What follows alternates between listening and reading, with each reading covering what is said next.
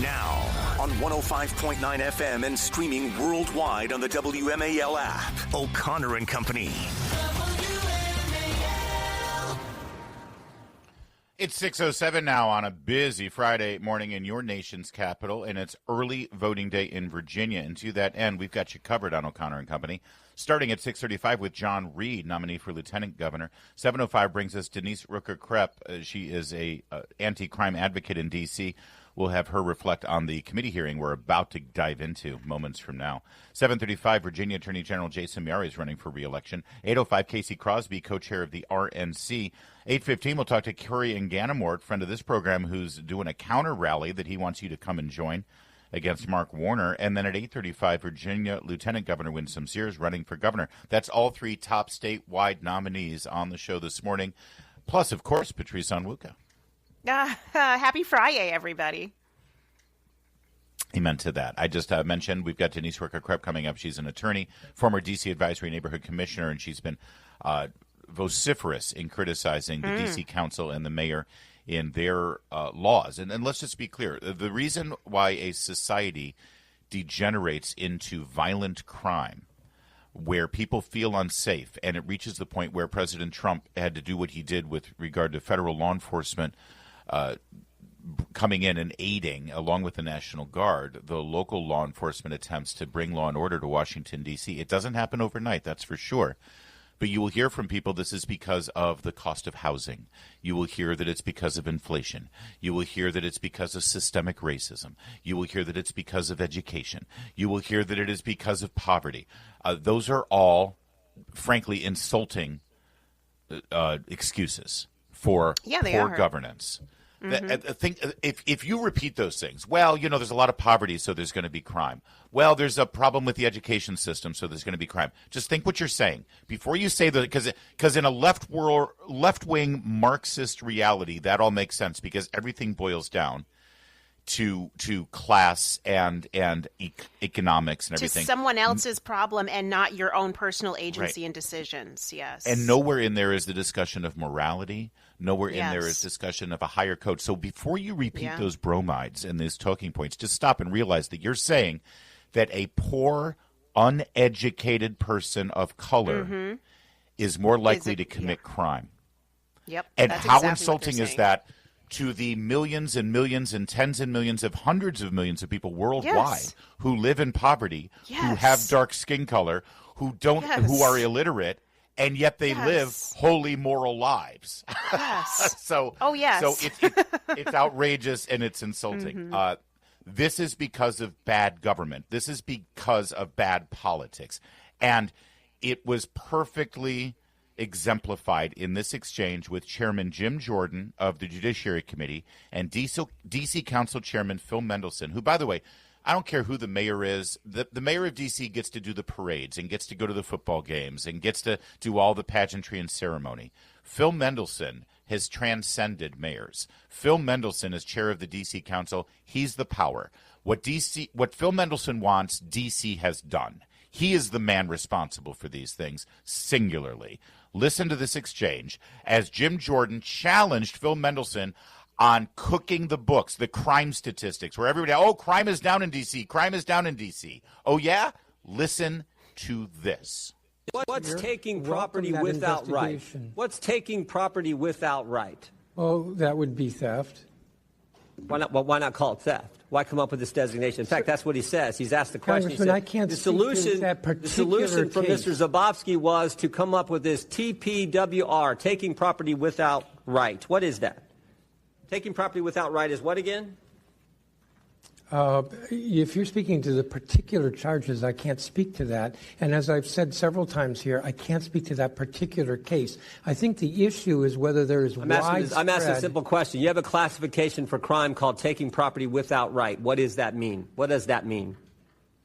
It means just what it said, if that's what the crime is. Well, why not call it? I mean, what would a normal person call taking property without right? Are we talking about what the criminal code and the specific No, I'm just talking about that statement that you have that's grown 500% in the last several years, that specific category of crime. I'm just wondering what does that exactly mean? So if we look at collateral data such as ShotSpotter, we know that gunshots are down 29% from 23 to 24. Taking property without right was the question. What does that mean? I've already answered you, sir. And what did you say again? I've said that if you're speaking to a particular offense in our criminal code, I cannot speak to that particular offense. Well, why not just call it stealing? That's what we would all. Someone comes and takes something that belongs to me, or someone comes and takes something that belongs to you. We call it stealing. Why create this new category that grows 500% that I think allows you to cook the books as the head of the FOP in your city? As you know, as the chair of the Judiciary Committee, there are for many offenses a range of possible charges from misdemeanor to felony and different shades of felony. So I'm not I am not familiar with that particular offense.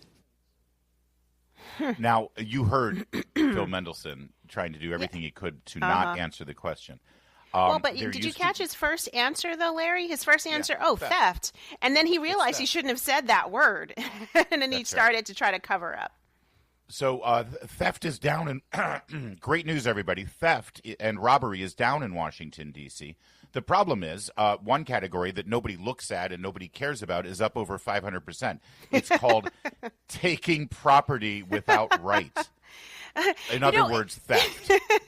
This reminds me, if anybody's ever watched The Wire, I love that show, as gritty as it was, where in Baltimore, a district police officer solved a lot of crime by creating a district called Hamsterville, and that you had open-air drug use and drug sales in Hamsterville. Well, guess what? A lot of the other neighborhoods, crime dropped. Why? Because everyone was going to Hamsterville, and so it was a way of cooking the books. There are lots of ways that policymakers can make the data say what they want to, and part of this is in how you classify different crimes. And if you classify if you classify taking property without right not as theft, then you can report on lower crime, lower theft, but the actual crime has not gone down, like Hamsterville. Right. Watch The Wire. These folks all are the same. They're cut from the same cloth. They just love to mislead us. And by the way, if you heard the tone in his voice, he's the superior one. He's the smart one. He's like he has no time. How dare you even question these things? I have no time to answer your stupid questions. But let's not let Muriel Bowser off the hook. Muriel Bowser, of course, has said she welcomes the cooperation with the federal government. She's happy that things are better. It's definitely made things better. This is fantastic, wonderful. Thank you, Donald Trump. Let's continue it going. And she's doing that for political reasons, and that's fine. People do things for political reasons in this town. Politics drives this town. But yesterday, Congressman Scott Perry, asked a very simple question. If you agree that these are all great things, and you agree that this has all fixed the problem, well, why the hell didn't you do it? Take a listen. Let me ask you this. You got a problem. You're the mayor. You probably know. You're living here, too. Did you ever reach out to the president, to any president, and say, look, we've got a problem here. Will you deploy the Guard? Will you help us with police? We're not handling it. We can't fill our ranks. We can't afford to. Have you ever done that? I have called on the National Guard in D.C. I called on them during COVID. I've called on them in other weather emergencies. But what about as a general look? The crime stats I just related to you are ongoing, right? This is not just a surge. This is just not a momentary COVID thing. Yes, this is a daily thing for the people of Washington, D.C. to endure, and the people of the country that want to come to their nation's capital who are afraid to come to endure. So have you ever done it on a consistent basis, saying to the President of the United States, this is the nation's capital, you reside here, can you send me the Guard to help assist with law enforcement or assist with policing? Have you ever done that other than episodically? No, I described to you the times that we have done it. And it's just episodic, and so my point is that the problem has to be focused on. Yeah, it's episode. All right, so there you go. There's more from this hearing. You'll hear it in a sec. 6:15 WMAL. WMAL, making sense of the news. Live from the Home Paramount Pest Control Studios. Home Paramount, the leader in pest control since 1939. It's a great question, by the way, from Congressman Perry to Muriel Bowser, which is, if you agree this has helped, if you agree that you needed this, if you want this to continue, which Muriel Bowser has said about National Guard and other federal law enforcement cooperation to help crime in D.C., then where the hell have you been? You've been mayor for 8 years. Why didn't you ask for it before? And she didn't have an answer other than to say that, during COVID and during weather events, they've asked for the National Guard. But this has not been a priority up until now, apparently. Well, and you know what? I think it puts other mayors who are going to see a national presence in their midst, it puts them on the spot, too. At this point, it works. Why not ask for it now? Why not be proactive rather than reactive and then have to deal with the president coming in? And so, I love it. I love the setup. I do, too. And meanwhile, since Muriel Bowser mentioned the pandemic, that sort of opened the door for Congressman Cloud of Texas to say, hey, speaking of the pandemic, why did you have to be sued by Capitol Hill Baptist because they wanted to hold church services outdoors during the pandemic? This is Cut 7. Let's listen.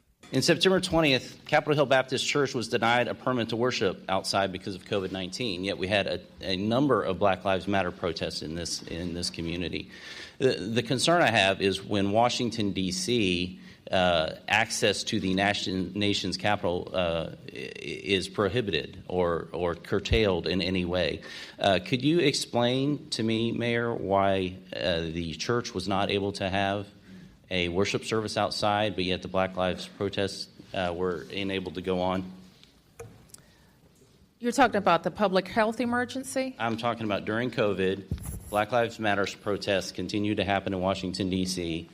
With no retribution from the city, yet churches were not allowed to worship or worship outside even. Yes, I think that matter was litigated and it's resolved.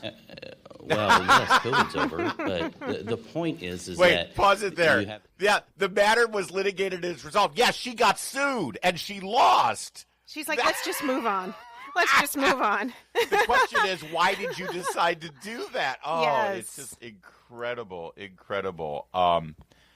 I guess let's let it continue. I do want to hear the end of the exchange. Well, yes, COVID's over, but the point is that you have a city basically defining who has access to the nation's capital. And there were times where there were going to be a Trump rally and somehow restaurants got closed down that weekend and those sorts of things. Why was this church not allowed to worship outside, yet Black Lives Matter protests were encouraged by the city? My recollection is you went as far as to paint Black Lives Matters across the street. I want to answer your question. My recollection, and while I don't remember the specifics of that case, is that it fell under our large gathering prohibition in the early stages of COVID. But Black Lives Matters were okay? Were they not large enough? They weren't violent enough? You were probably referring to outdoor First Amendment gatherings that were not. Worship service falls under the First Amendment. Thank you. Ooh, Those were outdoor First Amendment gatherings. Oh, like worshiping a church Jesus service? Christ at a Baptist church. Unbelievable. It's embarrassing. This is the leadership that DC has. It was a great moment. A couple of other things. And by the way, I do want to remind you, we've got anti-crime activist Denise Rucker-Krepp coming up to join us at 7:05 about these hearings and about whether, listen, I would love for Congress to just step in and exercise their constitutional federal control, not just oversight, not just rubber stamping, yes or no, what the D.C. Council does, but just these people do not deserve to lead the district anymore. I'm sorry. Well, to that point, Larry, I think we have one step forward from Congress. Yesterday, Byron Donalds, his bill H.R. 4922, the D.C. Crimes Act, was passed and out of the House. This would make 18 to 24-year-olds adults sentenced as who are usually sentenced as juveniles, they would be sentenced as adults. So it's making sure that young people who are committing these crimes are actually treated as adults, and that would have a chilling effect on, it would stop a lot of this crime by young people. So hopefully the Senate would take this bill up. But, at least this is a start. Let's see what else Congress decides to do. By the way, Muriel Bowser was asked about that bill. And see, here's the problem. When you're on the left and you have to describe your policies that are illogical and cut against common sense, when you try to defend them, you end up sounding stupid. I don't think Muriel Bowser is stupid. I don't think Phil Mendelssohn's stupid. But when you are forced to defend your illogical and nonsensical policies, you sound like an idiot. And or you have to lie. And Muriel Bowser sadly chose to lie. Here's a press gaggle where she was asked about Byron Donalds. And all it does is say for sentencing guidelines, you no longer treat somebody who's 24 years old as a juvenile because they're not. Exactly. Take a listen. Cut 8. I'm just wondering, Mayor Bowser, if you support Congressman Byron Donalds' H.R. 4922 D.C. Crime Act that would address juvenile crime by redefining youth from 24 to 18 years old. We think the place for any tweaks to D.C. legislation is at the D.C. Council. If I could just say I'm sorry. If I could just say in answer to your question, I think it was clear from the questions from members that there was some misunderstanding. We do not treat or prosecute 24-year-olds or even 18-year-olds as juveniles. There's the lie. That's enough. First of all, Muriel Bowser, I think the D.C. Council should do that. Oh, yeah, because they've been doing a bang-up job, Muriel. Thanks. Exactly. But secondly, did you hear what he said? He had to correct himself. We don't treat, and then he stopped and said, we don't prosecute 24-year-olds as juveniles. That's not what the bill says. It has nothing to do with how you prosecute them. It has to do with how you sentence them. Exactly. So he had to lie. He had to lie to try to make his point, which is a lie, and we know it's a lie, Phil Mendelssohn, and you know it's a lie. It's 6:23. All right, coming up, we've got the Republican nominee for Virginia's lieutenant governor on early voting. John Reid will join us. Stay with us. It's O'Connor and Company at 6:30. WMAL-FM, Woodbridge, Washington, a Cumulus media station. Making sense of the news. News Talk 105.9. News now.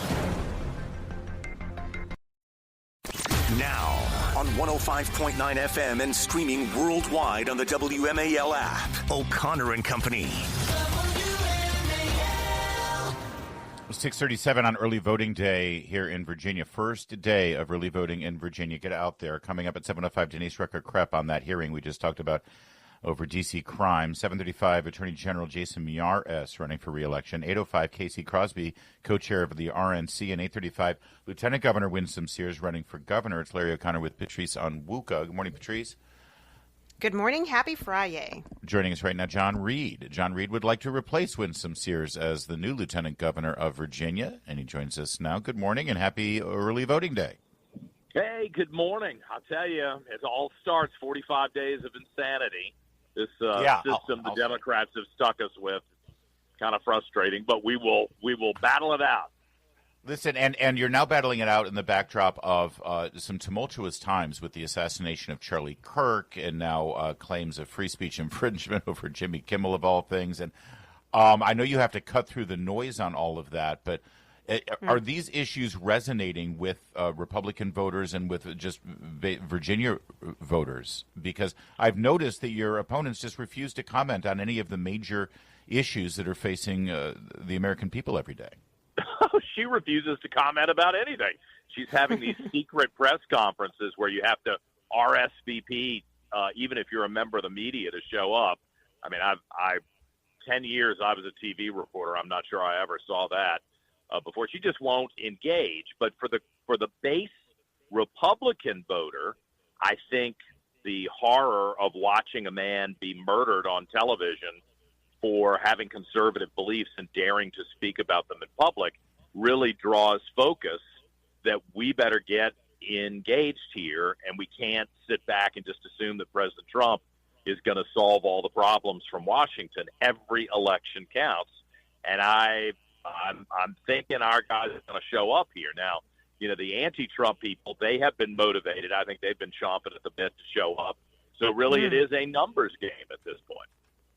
Well, John, you know, I mean, I think it's important that you're saying that this is about the local issues. It's not just about nationalizing and being anti-Trump. And so I think it's important, you know, to see, you know, the fact that for voters to recognize, between you and your opponent, you're the one who's actually focused on improving people's lives. I mean, talk about some of the ways that you think that you can make things better and build on what the Winsome and Youngkin administration have done.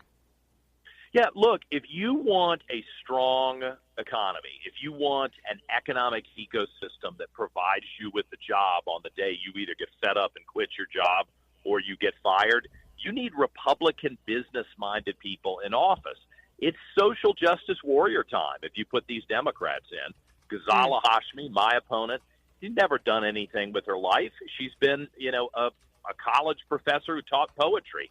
Well, not to diminish that. That's a nice career. I'm certain that she meant something to her students, but that doesn't qualify you to lead an economy like the one we have in Virginia. And the things that she has done in office indicate that she has not a clue about what entrepreneurs and business people are looking for when they're trying to decide whether they go to Tennessee or North Carolina or choose Virginia. And they are not going to choose Virginia if we lose the right to work, start forcing people into unions. And I think that's really important for Virginia voters to understand. You've never had to join a union if you didn't want to in Virginia. If these Democrats win, Abigail Spanberger as governor, Ghazala as lieutenant governor, the members of the House of Delegates, if this thing flips Democrat, you're going to be forced to do something you never thought you'd have to do, and money's coming out of your paycheck. So if you were lulled into thinking that this was going to benefit you financially, I think the end result is going to be very disappointing in a lot of ways. We're speaking with John Reid, who's a Republican nominee for lieutenant governor on today, the first day of early voting. The media, let me put it this way. The Democrat statewide candidates whom you just named for governor, lieutenant governor, and attorney general, they are running as though they are middle-of-the-road, purple state Democrats in Virginia, and the media is certainly helping them out by continuing to describe them that way. You have maintained that your opponent, Ms. Hashmi, is on the fringe, on the radical fringe of the Democrat Party and on left-wing ideology and politics. Can you expand on that a bit and explain to our listeners exactly who they might get as lieutenant governor should your opponent win? Yeah, everything you're concerned about in the Northern Virginia school system, Ghazala Hashmi is the architect of that and is pushing it in the state Senate.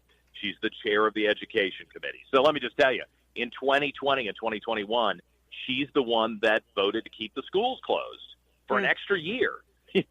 Really put your kids in a bad spot, even though we knew they weren't the ones who were in danger. She pushed for the mask mandate.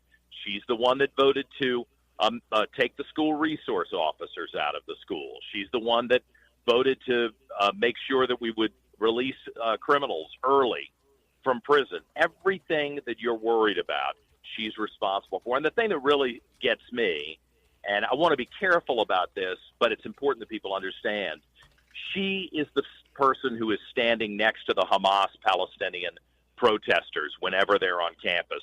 She had a hearing hypothetically to talk about protecting students from being bullied on college campuses, but she forgot to invite the Jews. No Jews. So you tell me whether she's got animosity to some of our citizens. I promise I'm going to treat everybody fairly. I know what it's like to be dumped on. But one of the reasons I'm running is I think we need to return to a time where we enforce the law evenly. We have high standards of what we demand from our citizens, and we treat everybody fairly. I don't think that's what you're going to get from Ghazala Hashmi, and she's already proven that she can't be trusted. All right. John Reid, early voting today, Fairfax County Government Center. Are you going to be out there? I see a little banner here with, you're going to be out there, or starting today at 12:30 p.m. Yep, I will be there. I'm in Chesterfield County and then Henrico. Then I'm driving up to you guys, and I'm coming back for the big rally tonight with Governor Youngkin, Vivek Ramaswamy, Winsome Sears, Jason Miyares. Is going to be a really busy, but I think a good day. And then we got 44 more days of voting right up to Election Day. All right. Good luck. All right. Thanks, Home John. stretch. Thanks, John. 6:43. Thank you, guys.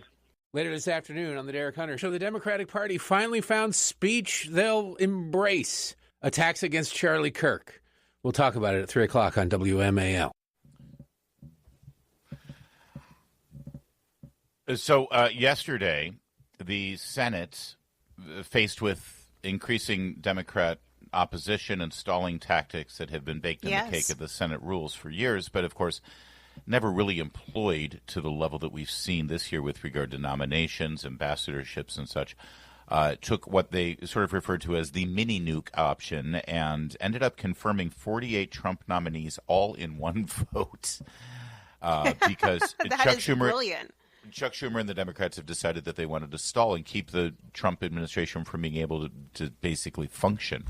We're talking about ambassadors. We're talking about deputy secretaries. I mean, yeah, they got the primary cabinet secretaries through, but we've had number 2 people and deputy secretaries just languishing in these confirmation hearings. Now, part of this is the Republicans' fault because they shouldn't have gone on recess. They should have forced Democrats to stay in D.C. and go through every vote if they insisted on stalling.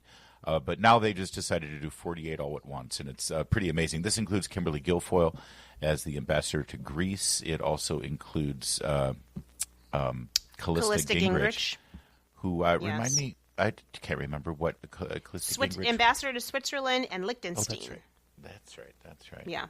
Got to go visit there.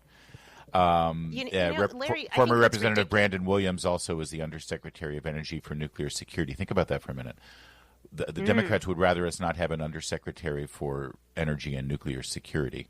I guess because he doesn't wear a dress and high heels that he's stolen from another woman's luggage. Oh, my gosh, that's right. Having PTSD just thinking about that guy. You know, what the Democrats have claimed that President Trump's nominees are so historically bad, in the words of Chuck Schumer, that this is why they've created such a blockade against his nominees. Well, you know what? It's not their business. At this point, they're not the ones who, their party did not win. Their candidate did not win the presidency. And so at this point, stop being a blockade and move out of the way. And I think they were not willing to do that, and Republicans had to go to this length. But, you know, this is, I think, another example of the Democrats doing whatever it takes, and frankly, suspending their own norms of good just bipartisanship. So it is what it is. And I think we can expect more of this, too. Yeah, absolutely. They have to. But just remember, you know, the party that is worried about the risks of democracy and worried about the norms and worried about how unprecedented and abnormal everything is under Trump. Trump's trying to get things done. And they've done nothing but stop every step of the way, including this unprecedented dragging of the feet. It is mid-September. And they haven't moved any of these confirmations through. It's outrageous. Good for Republicans. Finally, for dropping the hammer or the gavel. It's 6:52. Virginia Attorney General